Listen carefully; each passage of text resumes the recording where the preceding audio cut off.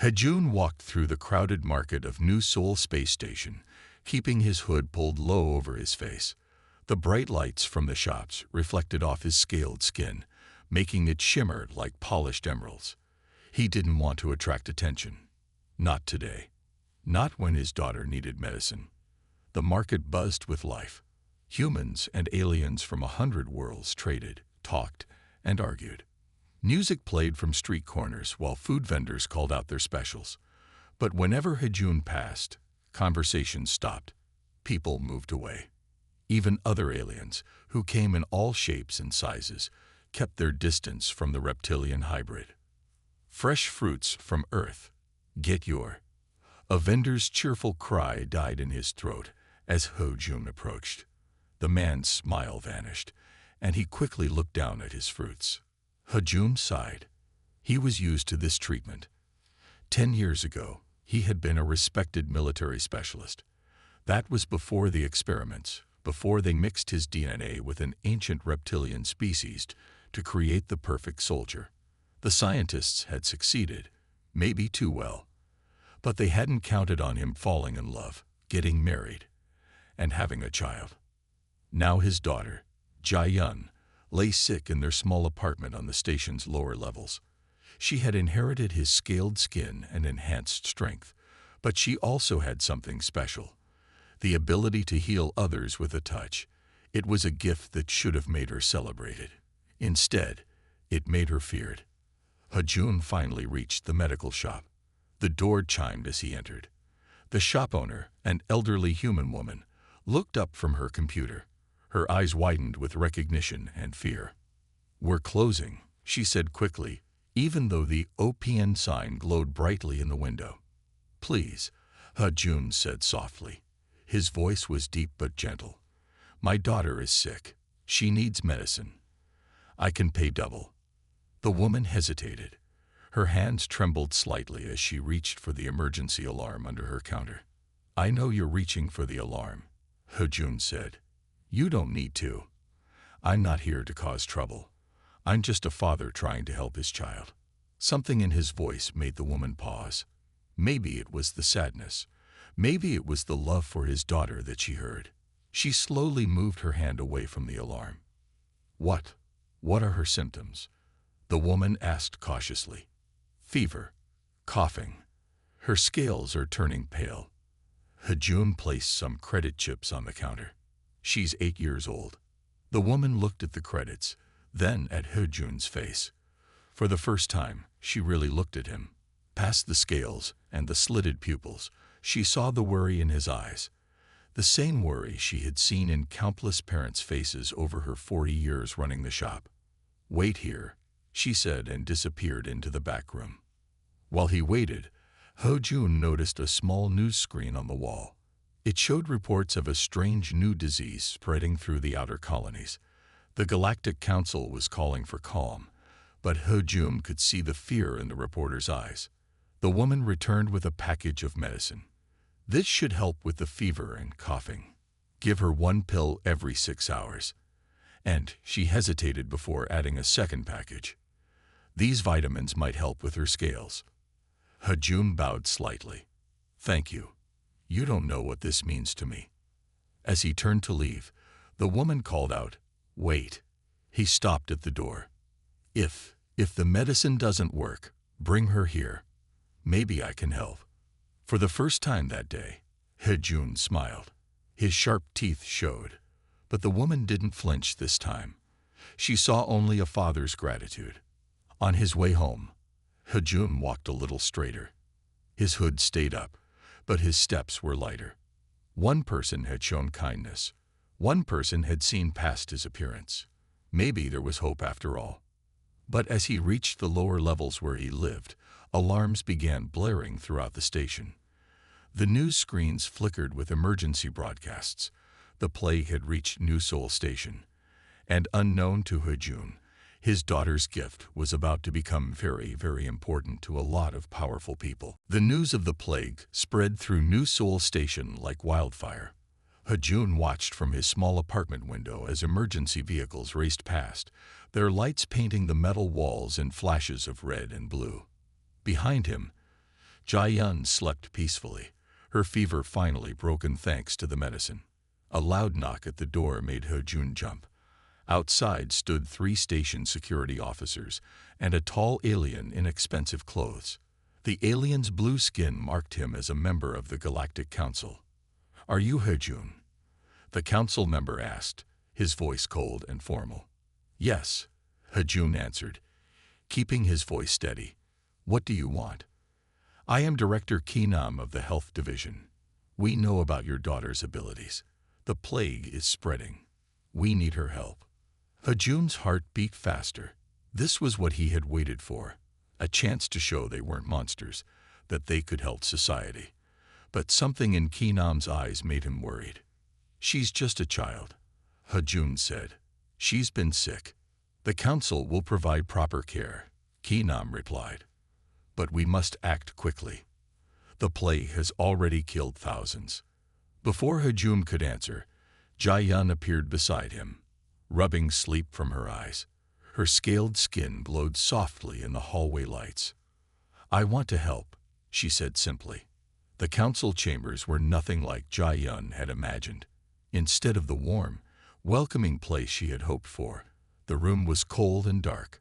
Hundreds of aliens sat in raised seats, looking down at her and her father like they were examining insects. The High Commissioner, a tall being with crystalline skin, spoke first. "You claim the child can heal others." "Yes," He-jun answered. "She has helped many people in the lower levels of our station." "Impossible," another council member shouted. "These creatures are abominations, products of illegal genetic manipulation." Jai-yun stepped forward. "Please, let me show you. I can help the sick people." The room erupted in angry shouts. Some council members stood up, pointing at Jai-yun and He-jun. Others called for them to be arrested. The High Commissioner raised his hand for silence. "Our laws are clear. Genetic aberrations cannot be allowed to interfere with natural species. It is forbidden." "But people are dying," He-jun protested. "My daughter can save them." "The law exists to protect us all," Ki-nam said smoothly. "We cannot risk the corruption of our pure species." Suddenly, security officers surrounded them. He-jun pulled Jai-yun close as more officers entered the chamber. By order of the Galactic Council, the High Commissioner announced, "You are both to be removed from this station immediately. You will be placed in a containment pod and ejected into space." "No," Jai-yun cried. "We just want to help." He-jun fought as the officers grabbed them, but there were too many. They were dragged through the station's corridors, past crowds of people who turned away, refusing to watch. The containment pod was small, barely big enough for 2 people. As the officers pushed them inside, He-jun saw Ki-nam watching with cold satisfaction. "The pod has enough air for 2 days, Ki-nam said. "Perhaps some passing ship will find you. Though I doubt anyone would want to." The pod door sealed with a hiss. Through the small window, He-jun and Jai-yun watched as their home grew smaller and smaller. The station that had rejected them disappeared into the distance, leaving them alone in the vast darkness of space. Jai-yun pressed against her father's side, trembling. "Why wouldn't they let us help, Papa?" He-jun held his daughter close, his heart breaking at the fear in her voice. Sometimes people are so afraid of what's different, they forget to see what's good. As their pod drifted through space, emergency broadcasts echoed across all frequencies. The plague was spreading faster. The Galactic Council had made a terrible mistake. But would they realize it in time? The containment pod drifted silently through space. Inside, He-jun watched the oxygen meter slowly drop. Jai-yun had fallen into an uneasy sleep, her scaled skin pale in the pod's dim emergency lights. They had been floating for 30 hours. Only 18 hours of air remained. A soft beeping woke Jai-yun. A light flashed on the pod's control panel. Something was approaching. He-jun pressed his face against the small window, hoping to see what it was. A ship emerged from the darkness, its engines glowing blue against the black of space. "Earth vessel Stellar Pioneer, this is Captain Song Mei-ray. A clear voice came through the pod's communication system. "We've detected your pod. Please respond." Hejun pressed the response button quickly. "This is Hejun. We were expelled from New Seoul Station. Please help us. My daughter." "We can see you," Captain Myray interrupted.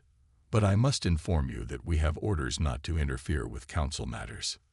Jae-yun moved to the communications panel. "Please," she said, her voice trembling. "We only wanted to help sick people. They threw us out because we looked different." There was a long silence.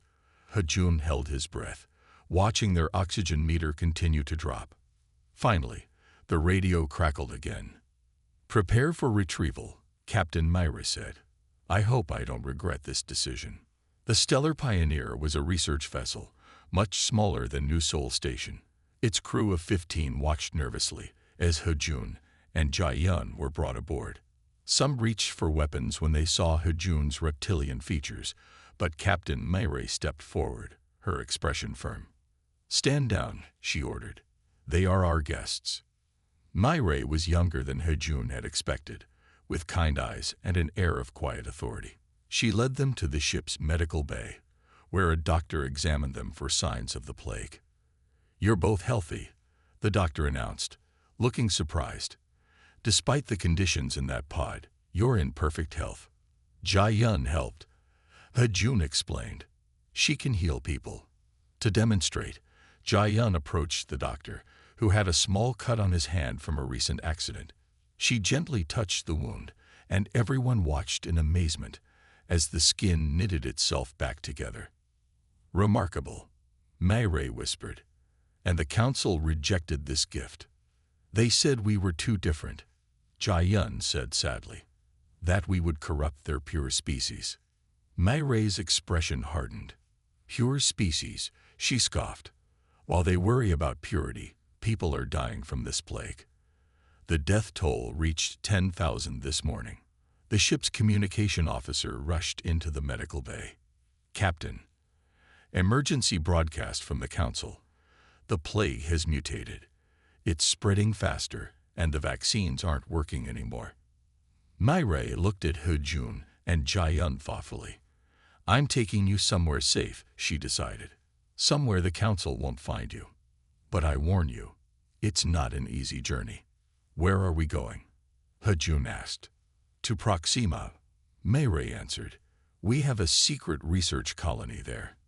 Dr. Kang Do-hyun has been studying genetic modifications that could help humanity survive on other worlds.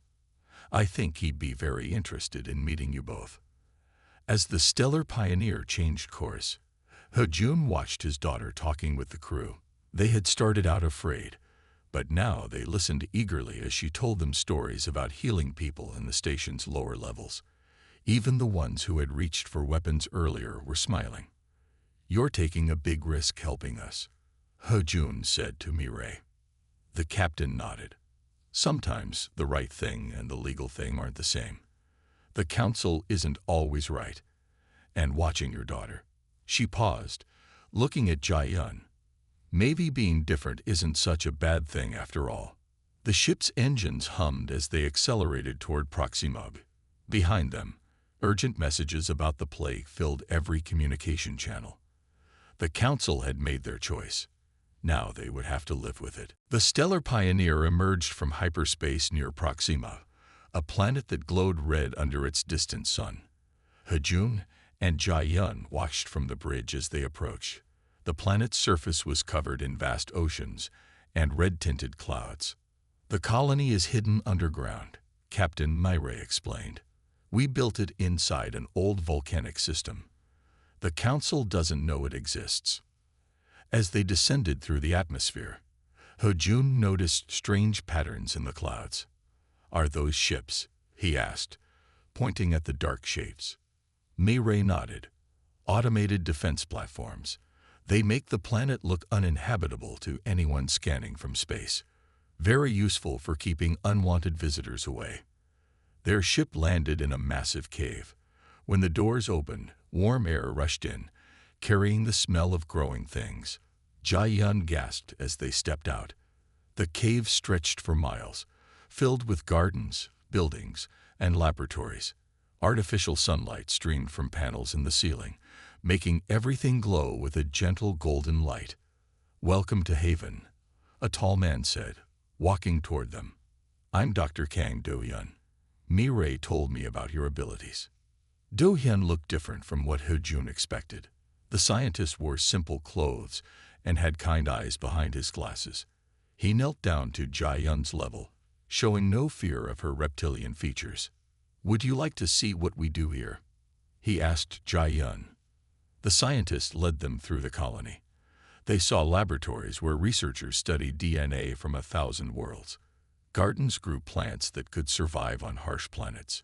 In one room, children from different species played together, some looking as different as Ho-jun and Jae-yun. "We believe diversity makes us stronger," Do-hyun explained. "Every adaptation, every change, helps us survive in new places. The Council's obsession with purity is not just cruel. It's dangerous for our future." In his main laboratory, Do-hyun showed them his latest research. "The plague is attacking people's ability to adapt to new environments," he explained. "That's why it's so dangerous for space travel. But you too." He looked at Ho-jun and Jae-yun with excitement. "Your DNA might be exactly what we need." "How?" Ho-jun asked. "Your bodies can adapt to almost anything." And Jae-yun's healing ability. It's not just healing. She's helping others adapt too. Every person she heals becomes a little more resistant to change. Suddenly, alarms blared throughout the colony. Mi-rae rushed into the laboratory. "The plague has reached Earth," she reported. "The Council's quarantine failed. They're asking all colonies to seal themselves off." Do-hyun looked at his screens, his face grave. "The death toll is rising faster than ever. The Council's pure species are failing. Their bodies can't adapt quickly enough." Jae-yun tugged at Do-hyun's sleeve. "Can we help? Papa and I could try to make medicine from our blood." The scientist smiled. "That's exactly what I was thinking. But it's dangerous. The Council would do anything to stop us if they found out." "We have to try," Ho-jun said firmly. "Even if they hate us, we can't let people die." Do-hyun nodded and began preparing his equipment. As they worked, more emergency messages arrived. The plague had reached the Council's home world. Their perfect, pure society was starting to crumble. In Haven's garden, other scientists joined their work. No one cared that Ho-jun and Jae-yun looked different.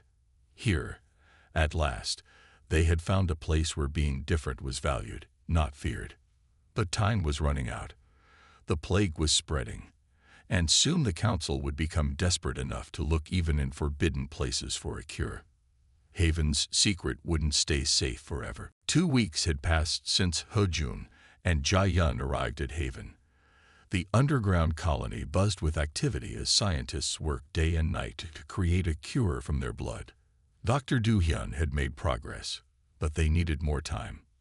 One morning, as Jae-yun helped in the medical bay, healing sick colonists, the emergency alarms sounded again. Captain Mi-rae's voice echoed through the speakers. "Council ships detected entering the system. This is not a drill." Ho-jun rushed to the command center, where Mi-rae and Do-hyun watched multiple screens showing large ships approaching Proxima. "How did they find us?" Ho-jun asked, his heart racing. "They're desperate," Mi-rae answered. "The plague has killed millions now. They're searching every habitable planet, even ones they thought were empty." Do-hyun pointed to another screen showing a message from the Council. "They're offering a reward for information about you and Jae-yun." Someone must have talked. The message showed Ho-jun and Jae-yun's pictures, calling them dangerous fugitives who had spread the plague. It was a lie, but fear made people believe lies easily. "We can't let them find Haven," Ho-jun said. "Too many innocent people would suffer." Mi-rae nodded. "The defense platforms will hide us for now, but we need to move our research somewhere else. The Council ships have better scanners than before." In the medical bay, Jae-yun continued healing people, not knowing about the danger above. A young boy with scales like hers watched her work. "Will the bad people find us?" he asked. "Don't worry," Jia said, smiling. "The grown-ups will protect us." But protection became harder each day. More council ships arrived, and their scans went deeper into the planet's surface. The automated defense platforms couldn't fool them forever. Do-hyun worked faster in his laboratory. "We're close to a breakthrough," he told Hee-jun. "Jae-yun's healing ability combined with your adaptive DNA. It's creating something new, something that could stop the plague completely." A loud explosion shook the colony. Warning lights flashed red. "They're landing forces on the surface," Mayray announced over the speakers. "All civilians to the emergency shelters." Hee-jun found Jae-yun and held her close. "Remember when we lived on the station?" he asked her. "Remember how we survived even when everyone was against us?" Jae-yun nodded. "We survived because we stayed together." "That's right." Hee-jun looked at his daughter proudly. "And we'll survive this too. But we might have to be brave in a different way now." Do-hyun rushed into the room, carrying a small case. "It's ready," he said, breathing hard. "The first batch of the cure. We've tested it on infected cells. It works." Another explosion rocked the colony. Dust fell from the ceiling. Above them, council ships were using powerful beams to scan through the rock. "We need to split up," Mayray said firmly. "Hee-jun, you and Jae-yun need to leave with the cure. Take my personal ship. It's small and fast. The council doesn't know its signature." "What about Haven?" Jae-yun asked, worried about her new friends. "We'll protect the colony," Mayray assured her. "We've survived here for years. We know how to disappear." As they prepared to leave, the colony's children gathered to say goodbye to Jae-yun. They had accepted her completely, never caring that she looked different. Now they were all in danger because the council couldn't accept what was different. Hee-jun looked at the cure in its case. Such a small thing, but it could save billions of lives. If only they could get it to the people who needed it, even the people who had tried to kill them. The council ships drew closer. Time was running out, and somewhere above them, in the red clouds of Proxima, a small escape ship waited to carry hope to a dying galaxy. Hee-jun piloted the small ship through Proxima's swirling red clouds. Behind them, explosions lit up the sky as Haven's defenses fought against the council ships. Jae-yun clutched the case containing the cure, her scaled hands trembling slightly. "Where are we going, Papa?" she asked. "To find help," Hee-jun answered, checking the ship's navigation system. "Captain Mayray gave me coordinates for someone who might support us." Their ship emerged from the atmosphere into open space. Hee-jun entered hyperspace coordinates, and the stars stretched into lines of light around them. They were heading to New Earth, one of humanity's most advanced colonies. On New Earth, they landed in a private dock owned by Lee Hyun-ki, the head of the largest medical corporation in human space. The dock was hidden beneath a mountain, far from the main cities. A tall man in expensive clothes waited for them. "Welcome," he said. "I'm Hyun-ki. Mayray told me you were coming. Please, follow me quickly." Inside his secret facility, Hyun-ki showed them something surprising.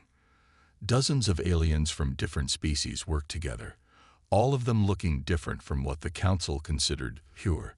Some had scales like Hee-jun, others had features from various species. "You're not alone," Hyun-ki explained.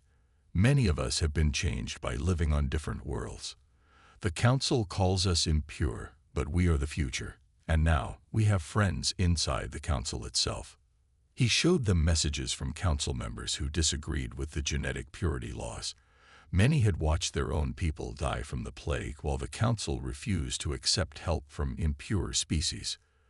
"The council's laws are breaking their own society," Hyun-ki said. "Even their pure species are starting to change naturally. They can't stop evolution." Jae-yun walked among the other changed beings, seeing how they smiled at her without fear. "They're like us," she said happily. "Yes," Hyun-ki agreed. And there are more of us every day. The plague is forcing people to see that adaptation is strength, not weakness. Suddenly, their communication system lit up with emergency messages. The plague had reached the Council's central planet. Their leaders were dying, and their perfect society was falling apart. Now is the time, Hunky said firmly. We have the cure, we have allies inside the Council, and we have proof that genetic diversity makes us stronger. We need to act. Hajun looked at the cure, then at his daughter. It's dangerous. The Council leaders would rather die than admit they were wrong. But we have to try, Jai-Yun said. Remember what you taught me. Being different doesn't make us bad. It makes us special. Hyun-Ki gathered his allies. Ships from 100 worlds prepared to move. Even some council ships, commanded by those who had seen the truth, joined their fleet. We're not just fighting for ourselves, Hyun-Ki told them.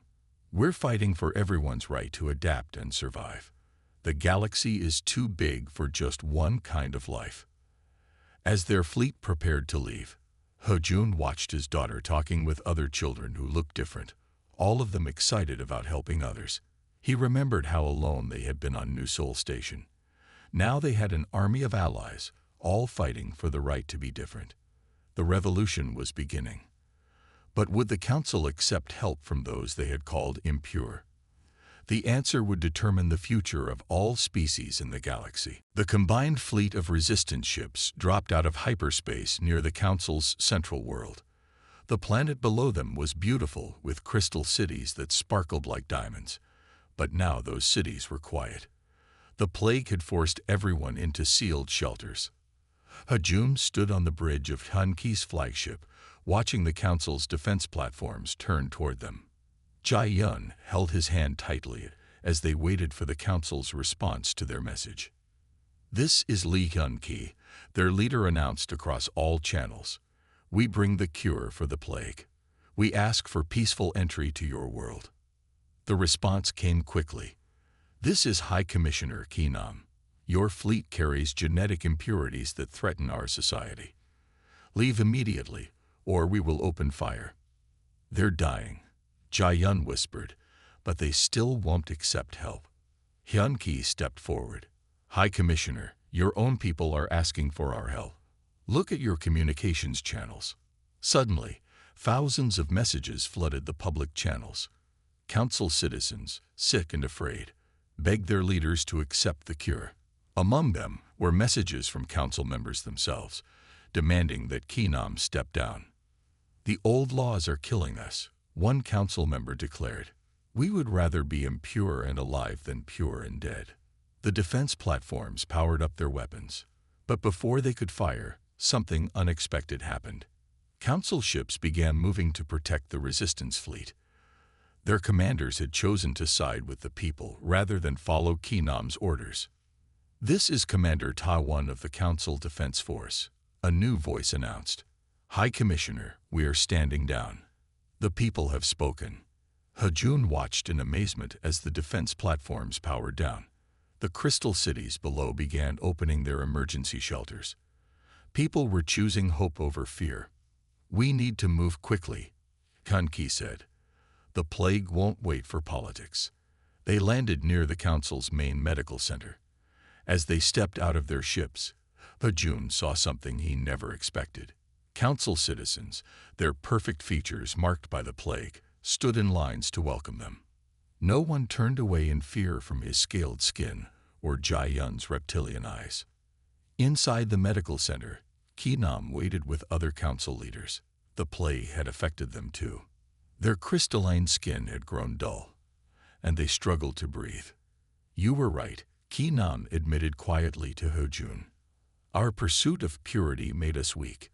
We forgot that life must adapt to survive. Jai-Yun approached the sick council members without hesitation. She had forgiven them, even after everything they had done.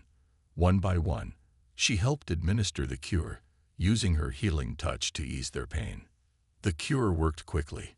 Within hours, the first patients began to recover. But something else was happening too. Those who received the cure and Jai-Yun's healing touch found themselves changing slightly. Their bodies became more adaptable, better able to resist disease. You see, Hajun told Kinam, change isn't something to fear. It's how we grow stronger. As news of the cure spread, ships from every world arrived bringing more sick people. The council chambers, once a place of judgment and fear, became a center of healing and hope. The revolution wasn't won with weapons, but with compassion.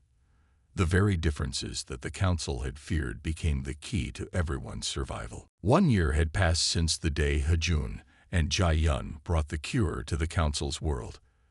They stood together at a window in New Seoul Station, looking out at the ships arriving for the first Galactic Unity Conference. The station had changed. Now beings of all kinds walked its corridors without fear. "Look, Papa," Jai-Yun said, pointing at a group of children playing nearby. Some had scales, others had crystalline skin, and some looked completely different from any known species. All of them played together, laughing and happy. Hajun smiled, remembering how different things had been just 1 year ago. The plague had changed everything, but not in the way anyone expected. It had forced people to see that their differences made them stronger, not weaker. The station's main hall had been rebuilt for the conference.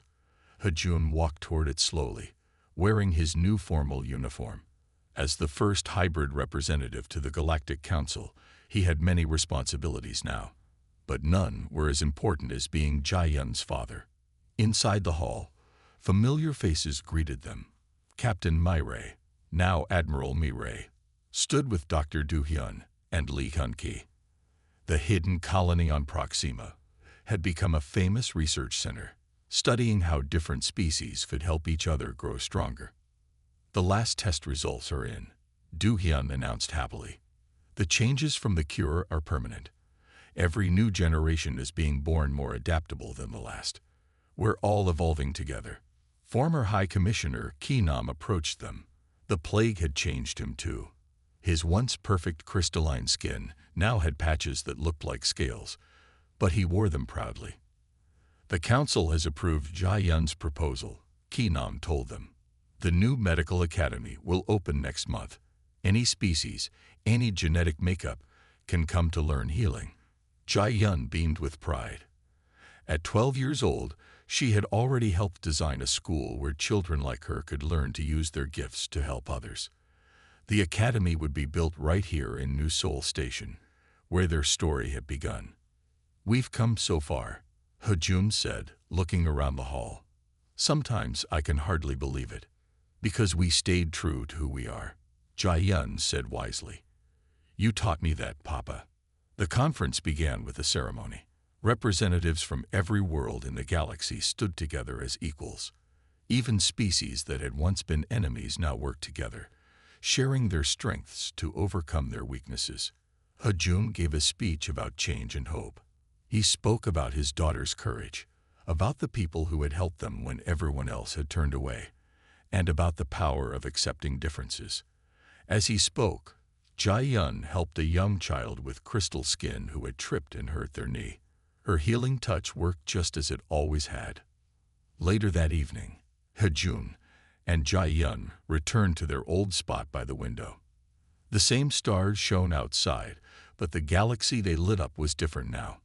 Better. Stronger. "What happens next, Papa?" Jai-Yun asked. Hajun put his arm around his daughter's shoulders. "We keep growing," he said. "We keep learning from each other. And we never forget that being different isn't just okay, it's beautiful." Below them, ships continued arriving at the station. Each one carried people who were unique in their own way. The galaxy had learned its lesson. There was room for everyone among the stars. And somewhere in the station, a child who looked different from others looked up at Hajun and Jai-Yun's window and smiled. They had shown that anything was possible if you stayed true to yourself and never stopped trying to help others.